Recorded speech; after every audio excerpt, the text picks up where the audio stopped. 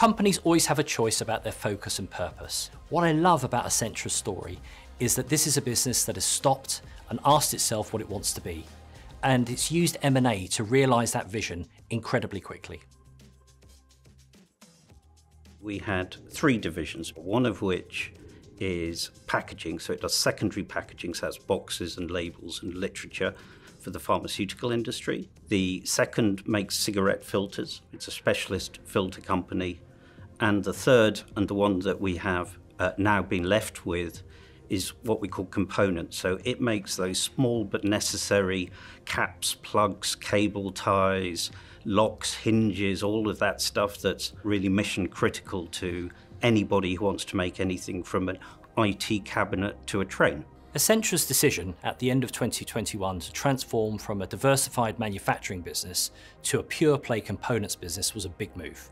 It meant separating and then selling what was effectively 2/3 of its business. Being very disparate in 3 very, very different divisions and very different businesses just means that it's very difficult to find synergies across the 3. It became very clear, however, that as we developed each of those 3, so a bit like, and I use this metaphor, forgive me if it seems laboured, but almost like having 3 grown-up children.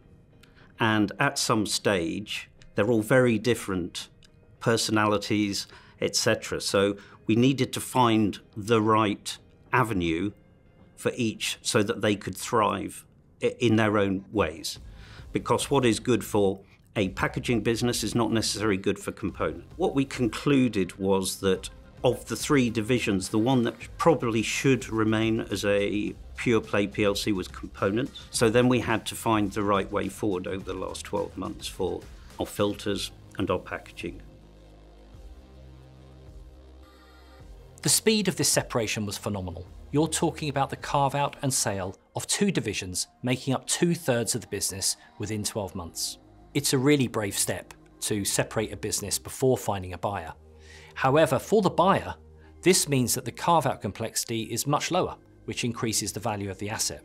And for Essentra, the benefit of doing this was that when the right buyer came along, the sale could happen much faster. For packaging, the sale went from sign to close in just 3 months, and for filters it was even faster. We're talking 2 months, which is really quick for a deal of this size. I think when we started this journey, we were very clear that the components business was the one that would be best served as remaining as a PLC. So if you like, that was the still point. For its filters business, Essentra pursued a dual track for a while, for either a demerger or a transaction, keeping private equity or strategics in mind. Keeping both options open strengthened the market position and maximised their value. However, to minimise any additional work and costs, the activities were sequenced so that the tasks were only executed when the transaction route became clear. We considered both trade buyers and also private equity or financial buyers. So we really did, I think, give ourselves the maximum optionality and keep an open mind, because it's a question of balancing 2 things. You've got to do the right thing by shareholders, so price is an important consideration. You also want to find a home where these people have an opportunity to thrive. It hasn't been the easiest time to carry out M&A or disposals, but because we had, I think, a well-managed process and we kept competitive tension in, I think we achieved value. I think we were helped by the fact that both filters and packaging were on a material growth trajectory. The businesses had sufficient momentum and clarity that we were able to pull it off. We recognised very early on the journey that we needed to take people through. Keeping people in employment was priority number 1. Where people lose their jobs, looking after them with outplacement, with financial support, with being honest with them, all of those things became the next thing. In terms of change management, we chose to give partial information early rather than wait till we knew absolutely everything. because I think leaving people in an informational and communication vacuum for months and months and months is a worse outcome than saying, well, we can't be exactly precise, but we think we might have a buyer by this stage. To break up a £1 billion company, not an easy undertaking. You've got to say, do we have all of the legal entities? Are the people in the right legal entities? Because you've built up a business here through, let's say, 50 years of acquisitions, and it hasn't always been totally tidy. So you've got quite a lot of intertwining. So those you had the ball of string, and you had to try and take some of the threads out. So that's a challenge. We were a 3-divisional PLC with a group overlay, group providing services across the 3 divisions and doing the PLC reporting. Standing up the 3 divisions in isolation is complex. Putting the legal entity structure behind that was complex. Unpicking everything and looking at the IT infrastructure, everything, pensions infrastructure, people infrastructure, the property infrastructure, all of those things. Instead of just carving out one small piece, we were doing this threefold. Separating businesses of this size and complexity is not for the faint-hearted, particularly doing so whilst taking care to ensure that there is a clear growth strategy and a right-sized cost base for each business. Really having that pragmatic can-do mindset and the ability to keep forging on has enabled Essentra to get it over the line at such pace. It is actually a very, very significant undertaking that you cannot skimp on resource to support it, because the potential for the train to go off the tracks is very significant. A very, very structured project management approach is important, and having people who've been through it. Partnering with Deloitte, we brought in the external experience of doing complex projects, but also doing lots of disposals. And then internally, we strengthened the team with a program lead in a couple of different areas by bringing in additional legal counsel and some of the coordination project management between the different advisors and the internal team. Getting that in place very early on has, I think, proven absolutely priceless. Structure is priority number 1. That could be quite painful, and in doing that structure, at the time it felt a bit like, why are we spending time let's just get on and do this? Because it took us about 2 to 3 weeks just to get that structure in place, articulated with a very clear ratio around it. How that has benefited us in the last 12 months is just phenomenal.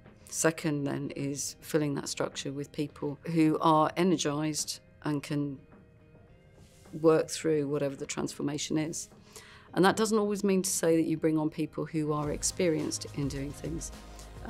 There are a number of very good examples across our organisation where people have stepped in or leaned into the transformation. Their energy, their enthusiasm and their keenness have made them an absolute asset to our delivery. They may only be in situ for a short period of time, but they do need to operate very effectively and very effectively together. And to do that, you need to break down the barriers, get them to trust each other, to not be precious, to accept that we all have our strengths and weaknesses and how we pull those together. And then learn to laugh, cry, scream, and have fun together. It's the biggest sanity blanket you can have is having that joined up team. No business is a monolith. Business is constantly evolving, and really recognising that isn't a bad thing, I think is a kind of pretty important learning for me.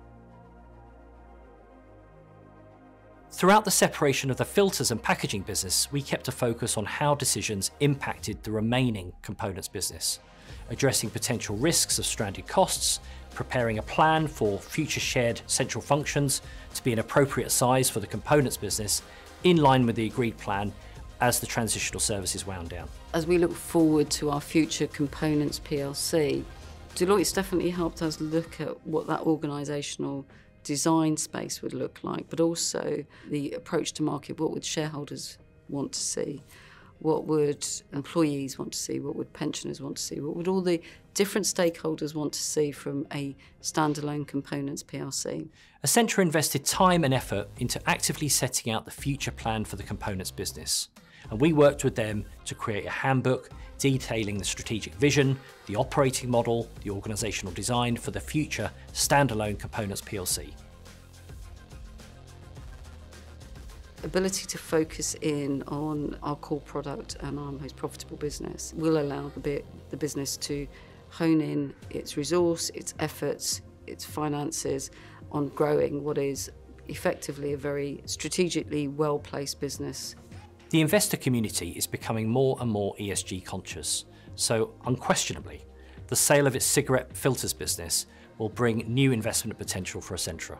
The organisation has started its new chapter in a position of strength, and it's already using the proceeds of the sales to solidify its position through strategic acquisitions. It's a brilliant example of how a strategic refocus can bring new growth and new investment potential. We have achieved what I think are widely regarded as good prices. We have generated approaching, let's say, 600 million in proceeds, some of which we will be returning to shareholders. We've announced we're giving 150 million back. And what we've also done is to create a balance sheet for components with no debt on it at all. So as it goes into its next phase, it has the financial strength to not only invest in the business, but to do multiple bolt-on acquisitions in the short to medium term. Most importantly, we have created 3 strong, vibrant, growing businesses, and we haven't compromised our values at all.